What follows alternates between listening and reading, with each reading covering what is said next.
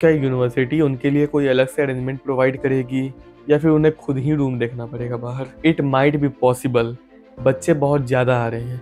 Worst scenario ये है कि तुम्हें फगवाड़ा या फिर एलपीयू के बाहर कहीं भी तुम्हें रूम लेना ही पड़ेगा। तो hello everyone, welcome back to my YouTube channel. Last video जो मैंने अपलोड किया था LPU reporting and induction process, जिसे मैंने रिपोर्टिंग और इंडक्शन का स्टेप बाय स्टेप सारा प्रोसेस बता दिया था। तो उस वीडियो पे आप लोगों का काफ़ी अच्छा रिस्पॉन्स रहा था। बहुत सारे स्टूडेंट्स इंस्टाग्राम के डीएम में आए थे, अपना क्यूरी सॉल्व किए थे। बहुत सारे स्टूडेंट व्हाट्सएप ग्रुप ज्वाइन किए थे और उस पर अपना क्यूरी सॉल्व किए थे। तो बहुत ही अच्छा रिस्पॉन्स रहा था। और इस वीडियो में मैं एक कॉमन डाउट सॉल्व करने वाला हूँ। फ्रेशर्स जो कि इस साल एलपीयू में आने वाले हैं वो मुझसे पूछ रहे हैं कि अगर हमारे साथ पेरेंट्स आए, क्या यूनिवर्सिटी उनके लिए कोई अलग से अरेंजमेंट प्रोवाइड करेगी या फिर उन्हें खुद ही रूम देखना पड़ेगा बाहर? इस डाउट के लिए मैंने यूनिवर्सिटी कॉल किया। पहले कॉल रिकॉर्डिंग सुन लो, उसके बाद आगे की वीडियो कंटिन्यू करते हैं। हाँ सर, एक डाउट था सर।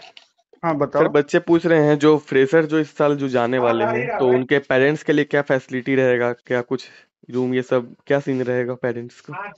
5 अगस्त तक जो भी गार्जियन पहुंचेंगे, 5 till 5 अगस्त कैंपस में एकोमोडेशन फ्री मिलेगा।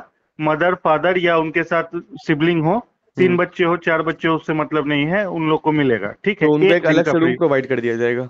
हाँ, उनका एक अलग से रूम, मतलब आप ही लोग का कोई हॉस्टल जिसमें बच्चे अभी रिपोर्ट नहीं किए हैं, अच्छा। वो रूम नंबर उनके रिपोर्टिंग स्लिप पे लिख दिया जाएगा, ब्लॉक लिख दिया जाएगा, वार्डन के पास जाएंगे, उनको एक अलग रूम मिलेगा, उनके साथ कोई और दूसरा शेयर नहीं करेगा।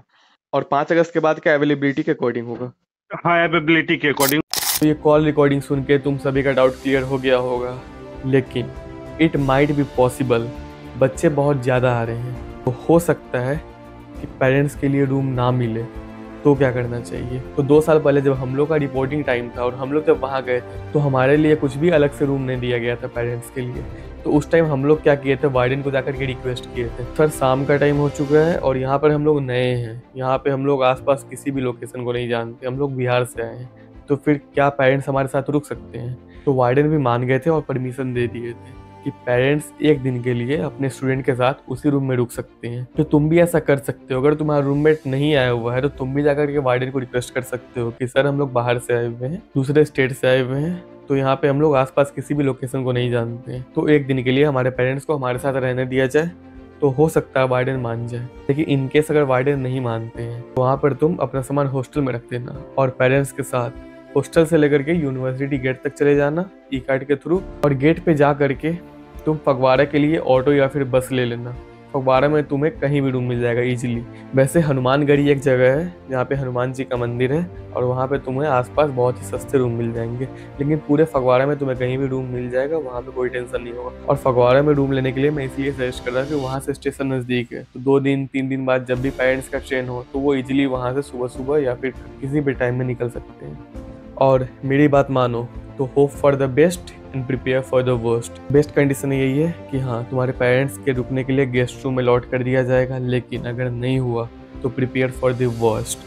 वर्स्ट सिनेरियो ये है कि तुम्हें फगवाड़ा या फिर एलपीयू के बाहर कहीं भी तुम्हें रूम लेना ही पड़ेगा। और अगर दोपहर के टाइम में ही सारा कुछ तुम्हारा क्लियर हो गया है तो तुम ये भी कर सकते हो कि पेरेंट्स के साथ तुम अमृतसर जा सकते हो। अमृतसर घूमने का जगह, वहाँ पे गोल्डन टेम्पल है, बाघा बॉर्डर है, जलियांवाला बाग है, और तुम्हारे पेरेंट्स पंजाब आ रहे हैं तो कहीं ना कहीं घूम कर जाए। तो इसलिए मैं बोल रहा हूँ ये भी तुम कर सकते हो, एक ऑप्शन रख सकते हो कि तुम अमृतसर जा सकते हो। अगर दोपहर तक तुम्हारा सारा कुछ डॉक्यूमेंट वेरिफिकेशन, हॉस्टल ऑप्ट हो चुका है तो तुम अमृतसर चले जाना। वहाँ जा करके तुम सामान रख देना, फ्रेश हो जाना और फिर जलियांवाला बाग, गोल्डन टेम्पल या फिर बाघा बॉर्डर सारा कुछ घूम लेना। तो ये था वीडियो। उम्मीद करता हूँ तुम्हारा सारा डाउट क्लियर हो चुका होगा पेरेंट्स के स्टे को लेकर के। अगर अब भी कुछ डाउट है तो इंस्टाग्राम पे डीएम करो। व्हाट्सएप ग्रुप का मैंने लिंक डिस्क्रिप्शन में डाल रखा है, ग्रुप को ज्वाइन करो, ग्रुप पर आकर के अपना क्वेरी सॉल्व करो। मैं हर एक का रिप्लाई देता हूँ।